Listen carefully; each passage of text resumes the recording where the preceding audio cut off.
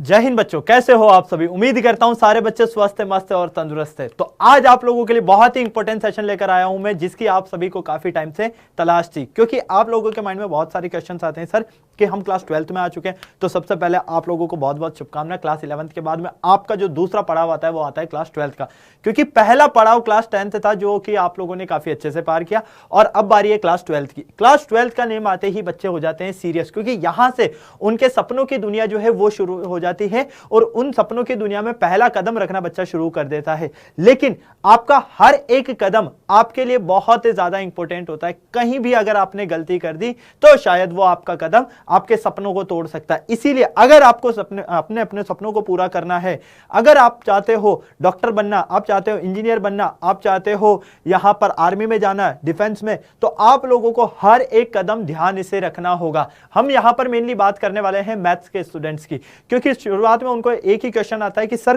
Class 10th और class 12th की अगर बात की जाए, दोनों बोर्ड्स एग्जाम होते हैं, बिल्कुल सही है, लेकिन क्लास 10th जो है उसका सिलेबस इजी होता है। बहुत सही, आप एकदम सही हो यार, आपने बिल्कुल वो पढ़कर आए हो, इसलिए आपको इजी लगेगा। क्लास 12th आप लोगों को टफ लगती है, क्योंकि आपको उसके बारे में बिल्कुल भी नहीं पता है। तो अगर आप लोग क्लास 12th में अपनी मैथ को स्ट्रॉन्ग करना चाहते हो, आप चाहते हो how to start class 12th maths, की क्लास 12th की मैथ हम कैसे स्टार्ट करें, तो यह सेशन आप लोगों के लिए बहुत ज्यादा जरूरी है। अगर आपने एक भी पॉइंट को मिस कर दिया तो शायद आप बहुत बड़ी गलती कर दोगे, ये ध्यान रखना, क्योंकि यहां पर मैं आप लोगों को सारी चीजें बताने वाला हूं कि आप लोगों को कैसे क्लास 12th की मैथ स्टार्ट करनी है, आपका सिलेबस क्या रहने वाला है, इसके अलावा आपका पेपर पैटर्न क्या रहने वाला है, किन किन बातों को आप लोगों को ध्यान रखना है। और अगर आप लोगों ने इस सेशन को ध्यान से देख लिया, मैं गारंटी के साथ कह सकता हूं इसको फॉलो करने पर आप क्लास 12th में बहुत अच्छा स्कोर करोगे, आप अपने सपनों को पूरा करोगे, अपने माँ बाप के सपनों को पूरा करोगे। तो शुरुआत करते हैं यहां पर कि क्लास 12th की मैथ हम सर कैसे स्टार्ट कर सकते हैं। तो पहला क्वेश्चन आता है कि क्या आप मैथ से डरते हैं। काफी सारे बच्चे कहेंगे कि हाँ सर, जो प्रैक्टिस नहीं करते वो बच्चे कहेंगे कि हाँ सर डर लगता है। कुछ बच्चे ये सोचते हैं कि सर मैं प्रैक्टिस करता हूं, खूब करता हूं, लेकिन फिर भी मेरे अंदर का डर जो है वो खत्म नहीं होता है, मेरे को नहीं समझ में आता है कि मैं कैसे करूं, क्या करूं कि मुझे अच्छा स्कोर मिल जाए और मार्क्स जो है मेरे पूरे में से पूरे भी आ जाए मैथ में। तो भाई इसके लिए आपको ये सेशन देखना बहुत ज्यादा जरूरी है।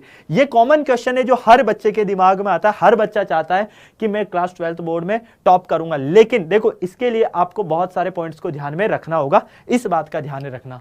तो सबसे पहले हम आज यहां पर बात करेंगे, इसके पहले तो unit wise distribution, marks distribution जो है वो किस तरह से होता है। ओके, देन फिर मैं आप लोगों को इसका सिलेबस बताने वाला हूं, देन मैं आप लोगों को इसका पेपर पैटर्न बताऊंगा और किन किन पॉइंट्स को आपको ध्यान में रखना है, ताकि आप लोगों की मैथ्स की जो है शुरुआत एकदम शानदार हो और अंजाम उससे भी धमाकेदार हो। तो अगर आप लोग सीरियस हैं क्लास 12th को लेकर, तो फटाफट से इस सेशन को लाइक कीजिए, चैनल को सब्सक्राइब कीजिए, क्योंकि यहां पर आप लोगों को बहुत ही शानदार और जबरदस्त क्लासेस मिलने वाली है जो कि आपको क्लास 12th में टॉप करवाएगी। चलो सबसे पहले हम देखते हैं यहां per unit wise marks distribution की, किस तरह से कौन सी यूनिट से कितने मार्क्स क्वेश्चंस आते हैं। यहां से आपको एक मेजर पार्ट भी पता चल जाएगा कि कौन सी यूनिट पर आपको सबसे ज्यादा फोकस करना है, कौन सी यूनिट आपकी इजी है। तो अगर आप यहां पर देख रहे हो तो क्लास 12th की जो यूनिट्स है वो आपको नजर आ रही है। कुछ चैप्टर्स के नाम आपको ऐसा लगेंगे कि बहुत न्यू है, कुछ चैप्टर्स के नेम आपको ऐसे लगेंगे यहां पर कि सर ये तो क्लास 11th में सुना सुना सा लग रहा है। तो देखो सबसे पहले बात आती है यहां पर रिलेशन एंड फंक्शन, संबंध एवं फलन। पहली यूनिट आपकी ये आती है और ये यूनिट कितने नंबर की है, 7 नंबर की आपकी। ये संबंध एवं फलन आपने क्लास 11th में भी जो है पढ़ा हुआ है। दूसरी आती है एलजेब्रा, एलजेब्रा आपकी यूनिट है वो है 10 नंबर की। कितने की, 10 नंबर की। तीसरी आती है आपके कैलकुलस, कैलकुलस अब ये आपके सामने जो है नया नाम है और ये पूरे 36 नंबर का है आपके सामने कैलकुलस। कितने नंबर का है भैया कैलकुलस, पूरा आपके सामने 36 नंबर का है। वेक्टर और 3D की अगर हम बात करते हैं तो ये आपके सामने है पूरा 16 नंबर का। कितने नंबर का भैया, 16 नंबर का। ओके, इसके अलावा लीनियर प्रोग्रामिंग अगर मैं यहां पर बात करता हूं, देखो वेक्टर ये आपको नया नाम सुनाई दे रहा है ना, इसको हिंदी में कहते हैं हम सदिश। आपने फिजिक्स में पढ़ा होगा सदिश, है ना, नाम सुना है ना। 3D 3 डायमेंशन ज्योमेट्री, ठीक है, ये तो आप लोगों ने क्लास 11th में पढ़ी है, तो यहां आपको कोई प्रॉब्लम नहीं होने वाली। लीनियर प्रोग्रामिंग, रेखिक प्रोग्रामिंग, ठीक है, ये अकेला आपके 4 नंबर का है और प्रोबेबिलिटी ये आपके 7 नंबर का है। तो ये तो हुई आपके बात 80 नंबर की जो आपकी यूनिट्स रहने वाली हैं। आपको हर एक यूनिट पर फोकस करना है, लेकिन मैं आपको बताता हूं जो आपके यहां पर इजी यूनिट है। अगर आप क्लास 11th की शुरुआत अच्छी से करना चाहते हैं सर वो टॉपिक्स भी हमें पता चल जाए, वो यूनिट्स भी हमें पता चल जाए, जिससे हम स्टार्टिंग में ही अच्छे मार्क्स लेकर आ सकते हैं, ताकि ज्यादा पार्ट हमारा कवर हो जाए। तो भाई देखो ये आपका संबंध एवं फलन बहुत इजी है, इसको आप कर सकते हो। ठीक है, अलजेब्रा पार्ट ये भी आपका बिल्कुल इजी है। वैसे तो देखो पढ़ना आपको सारा ही है, लेकिन थोड़ा सा मैं इजी जो है फॉर्म पे आपको मैं बता रहा हूं यहां पर।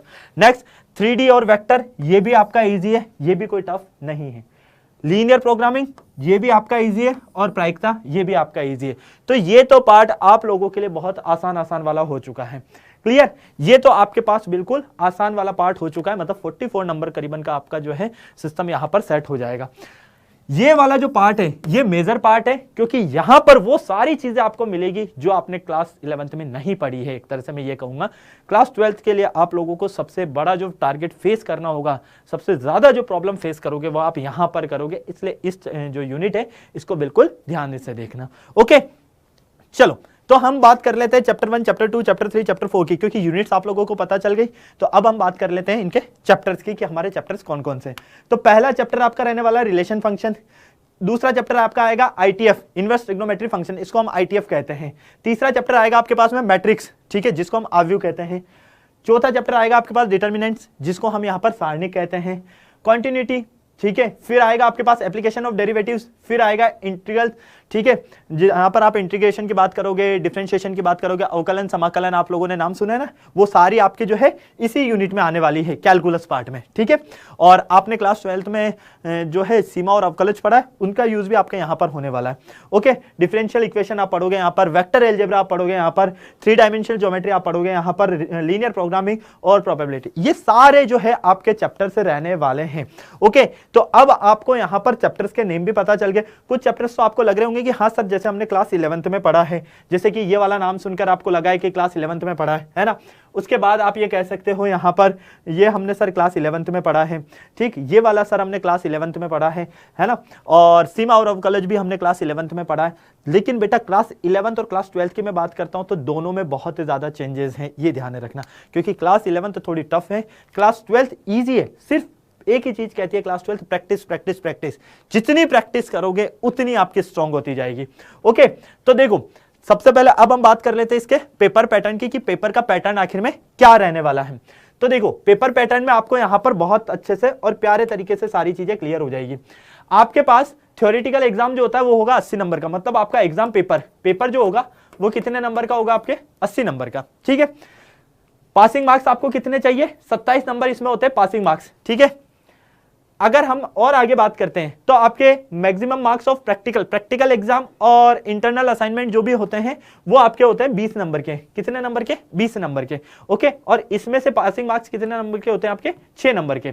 तो भैया ये 20 और ये 80 टोटल मिलाकर आपके 100 नंबर का पेपर हो गया, है ना। ये आपको पता होना चाहिए। क्लियर, आपको ये पता चल गया यहां पर क्लास 12th का कि पेपर पैटर्न क्या रहने वाला है, चैप्टर क्या रहने वाले, सिलेबस आपको पूरी जानकारी मिल चुकी है, यूनिट वाइज आप लोगों को पूरी यहां पर जानकारी मिल चुकी है। मुझे नहीं लगता किसी को कोई डाउट या कोई परेशानी होगी। ओके, अब बात आती है मेन जो पॉइंट कि सर हम क्लास 12th मैथ को कैसे स्टार्ट कर सकते हैं, किन चीजों को हमको ध्यान रखना चाहिए। तो देखो, things you should keep in mind to score in math. अगर आपके दिमाग में यह है कि मैथ में मुझे अच्छा स्कोर करना है, एकदम जबरदस्त, ताकि मैं मेरे पेरेंट्स का नाम रोशन कर पाऊं, क्योंकि मैथ्स अगर मेरी स्ट्रांग हो गई तो बाकी सब्जेक्ट तो मेरा स्ट्रांग है ही सही सर, मुझे कोई प्रॉब्लम नहीं आने वाली। तो इसके लिए आपको कुछ चीजें ध्यान रखनी होगी। पहला पॉइंट सबसे पहले जो आता है वो आता है आपका यहां पर, don't be careless while doing math. जब भी आप गणित को सॉल्व करते हो तो आपको सीरियस होना है भैया। सीरियस मतलब कि आपकी पूरी जागरूकता होनी चाहिए, है ना, एकाग्रता जिसको हम कहते हैं, फोकस आपका पूरा का पूरा होना चाहिए। अगर आपका फोकस नहीं है, आप लापरवाही कर रहे हो, तो ये सबसे बड़ा वीक पॉइंट आपका रहेगा मैथ जो है वीक करने में, पहली बात। दूसरा, रिमेंबर ऑल द फॉर्मूलाज। आप लोगों को क्या करना है, अपनी एक फॉर्मूला शीट बनानी है। ठीक है, स्टार्टिंग में ही बना लेना, सारे चैप्टर्स की एक फॉर्मूला शीट बना लेना, और उन फॉर्मूलाज को अपने जो भी स्टडी टेबल है वहां लगा देना, या जहां पर भी आप पढ़ने बैठते हो वहां, मतलब आपके पास में होने चाहिए कुल मिला के सारे फॉर्मूलाज। और इन डेली फॉर्मूलाज को जो है आप 10-10 मिनट लर्न कर लो बस, है ना, 10 मिनट देख लो, और ये सोचो कि डेली में अगर 3 फॉर्मूला भी याद रखता हूं तो काफी है, सिर्फ और सिर्फ 3 formula. Build a strong base, है ना, आपको अपना बेस स्ट्रॉन्ग करना पड़ेगा, क्योंकि देखो आपने देखा है कि जब भी कोई मकान बनता है तो उसकी नींव सबसे पहले जो है मजबूत की जाती है। अगर नींव मजबूत नहीं होगी तो वो मकान जो है सही से खड़ा होगा क्या? नहीं होगा। छोटे से झटकों में भी क्या हो जाएगा? गिर जाएगा, है ना। भूकंप के छोटे से झटकों को भी नहीं सहन कर पाएगा, वो जो है लंबे समय तक जो है बिल्डिंग पूरी खड़ी नहीं रह सकती है। तो आपको सेम इसी तरह से अपना बेस जो है स्ट्रॉन्ग करना पड़ेगा। अगर आपका बेस स्ट्रॉन्ग है मैथ में, तो मैं कहता हूं पूरी आपकी मैथ स्ट्रॉन्ग हो जाएगी। ठीक है, बेस स्ट्रॉन्ग मतलब छोटे छोटे से कंसेप्ट आप लोगों को आने चाहिए यहां पर। ठीक है, कंसेप्ट आपके जो है स्ट्रॉन्ग होने चाहिए। अगर कंसेप्ट स्ट्रॉन्ग नहीं होंगे तो फिर आपको दिक्कत आएगी। जो भी टॉपिक पढ़ रहे हो, जो भी आप चैप्टर स्टार्ट कर रहे हो, आपको उसके हर एक कंसेप्ट के बारे में पता होना चाहिए, हर एक लॉजिक के बारे में पता होना चाहिए। अगर कहीं कोई दिक्कत आती है अपने टीचर से क्लियर करो, और तब तक मत छोड़ो जब तक कि आपका पूरा कंसेप्ट क्लियर नहीं हो जाता, क्योंकि अगर कंसेप्ट क्लियर है तो फिर आपको कहीं कोई दिक्कत नहीं आने वाली है। और सबसे लास्ट मेन पॉइंट जो आता है वो आता है practice and practice, practice and then again practice. जितनी प्रैक्टिस करोगे उतनी परफेक्ट होते जाओगे। विदाउट प्रैक्टिस कुछ भी पॉसिबल नहीं है। कहते हैं ना कि हर चीज को करने के लिए, हर काम को करने के लिए प्रयास सबसे ज्यादा जरूरी होता है। और जितने ज्यादा परफेक्ट आपको बनना है, आप चाहते हो कि मैं इसमें जो है पूरा निपुण हो जाऊं, तो उसके लिए आपको प्रैक्टिस करना पड़ेगा और रेगुलर प्रैक्टिस करना पड़ेगा। अगर आप रेगुलर पढ़ रहे हो, रेगुलर स्टडी कर रहे हो, रेगुलर आप लोग जो है प्रैक्टिस कर रहे हो क्वेश्चन की, चाहे 5 क्वेश्चन ही पर डे करो, लेकिन आपको रेगुलर करने हैं और टाइम टू टाइम उनको रिवाइज भी करना है। ऐसा नहीं कि एक बार कर लिया तो फिर 5-10 दिन आपने ध्यान नहीं दिया। अगर ऐसा करोगे तो फिर दिक्कत हो जाएगी। इन पॉइंट्स को आपको ध्यान रखना है। मैं गारंटी के साथ कह सकता हूं, अगर आपने ये चीजें ध्यान रख ली तो आपको कोई प्रॉब्लम नहीं होने वाली है। तो सबसे पहले आपको सिलेबस का नॉलेज होना जरूरी है। अगर आपको अपने सिलेबस का नॉलेज है तो फिर आपको कोई प्रॉब्लम नहीं होगी, जो कि मैंने आपको स्टार्टिंग में बताया। आपको आपके पेपर पैटर्न का बारे में पता होना चाहिए, ये आपको ध्यान रखना है। उस अकॉर्डिंग आपको तैयारी करनी है। ठीक है, आपको अपना टाइम मैनेजमेंट प्रॉपर रखना है। ठीक है, आप लोगों को ऐसा नहीं है कि एक दिन पढ़ लिए, दूसरे दिन नहीं पढ़े, फिर तीसरे दिन पढ़ रहे, फिर 2 दिन का गैप। नहीं भाई, चाहे रेगुलर 2 घंटे से स्टार्ट करो, 1 घंटे से स्टार्ट करो, लेकिन वो शुरुआत आपकी जो है कांस्टेंट होनी चाहिए, एक साथ रेगुलर होनी चाहिए। अगर वो कांस्टेंट रहेगी धीरे धीरे, तो देन आप फिर उसको इंक्रीज कर सकते हो। थोड़ा जैसे जैसे टाइम आगे जाएगा तो अपने स्टडी के टाइम को भी जो है आप और ज्यादा बढ़ाते जाओ। और कहते हैं ना कि जिसने स्टार्टिंग में पढ़ना शुरू कर दिया वो जो है काफी अच्छा स्कोर करता है।